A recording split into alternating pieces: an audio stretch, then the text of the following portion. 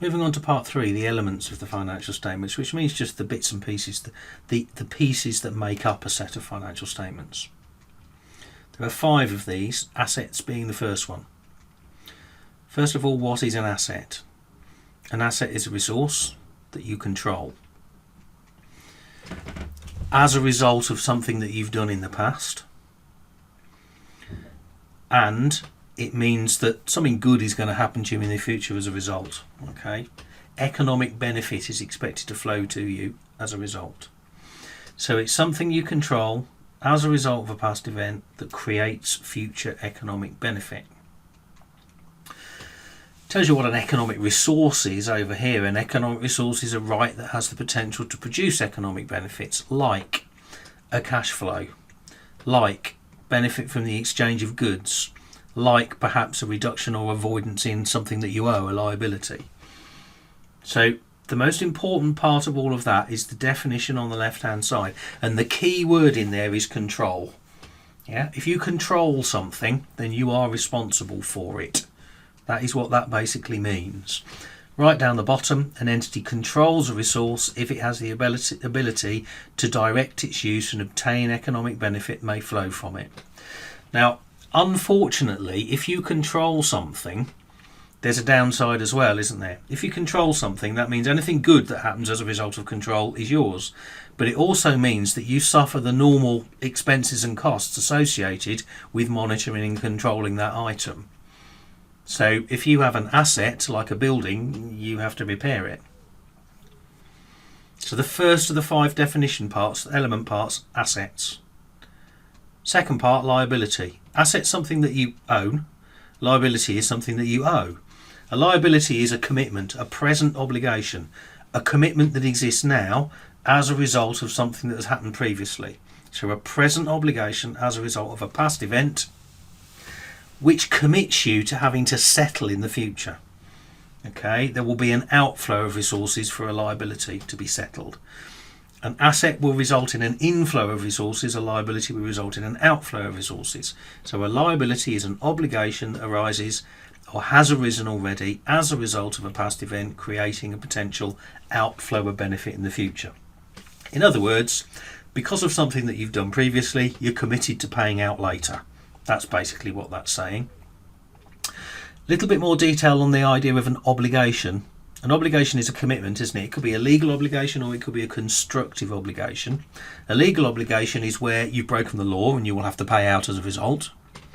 A constructive obligation is something that you create yourself from your actions. Okay, so the third bullet point down there on the right hand side. Constructive obligation is an obligation that is the result of an expected practice. It's something that you establish because of what you've done in the past, what you've said in the past, and you're committed to carrying on and doing the same thing in the future. Example of that is as follows. A constructive obligation arises if there's a restructuring plan that has been communicated to those affected by it. So it might be the company is going to restructure and it has informed some of the employees that as a result they're going to be made redundant.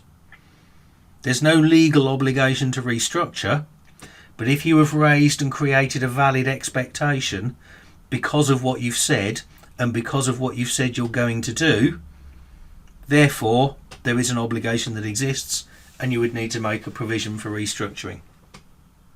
So, assets is the first element of the financial statements, liabilities is the second, and they are the most important too.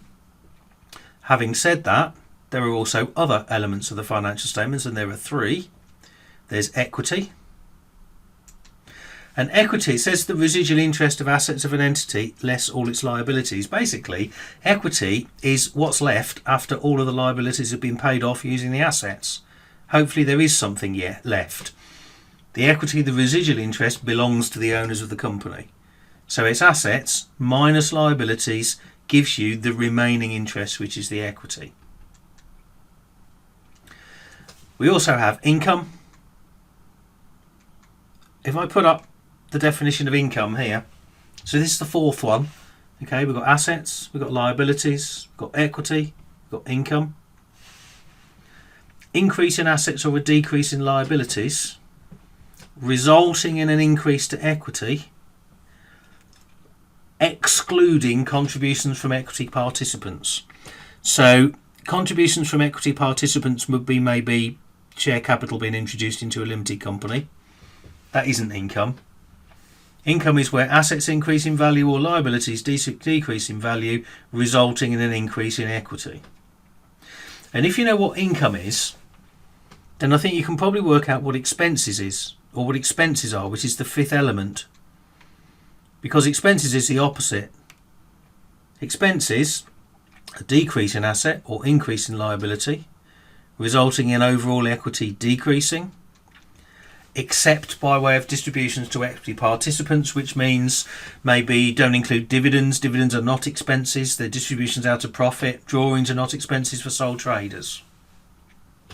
Now, I think that those two definitions there of income and expenses are a little bit complex, but if you know what the definition of a liability is, and you know what the definition of an asset is, and you know that equity is assets minus liabilities, then I think income and expenses, just remember the top two bits of each one, I would say. So income is equity going up because assets have increased or liabilities have gone down. Expenses is equity going down because assets have gone down or liabilities have gone up. But by far the most important two definitions of the elements would be the assets and liabilities on the previous slide.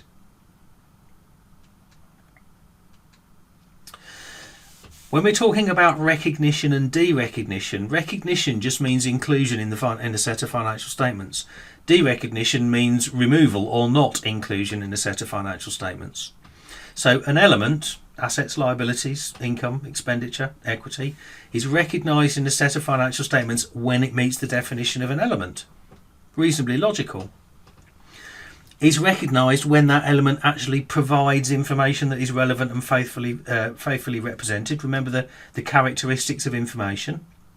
So that means the element is going to help us make decisions and is complete and is free from bias. An item or an asset is derecognised in the financial statements when they fail to fulfil the definition. So when control over the asset is lost. So you recognise the asset when it meets the definition if you control it. If you suddenly say no to do you control it, then you remove the asset.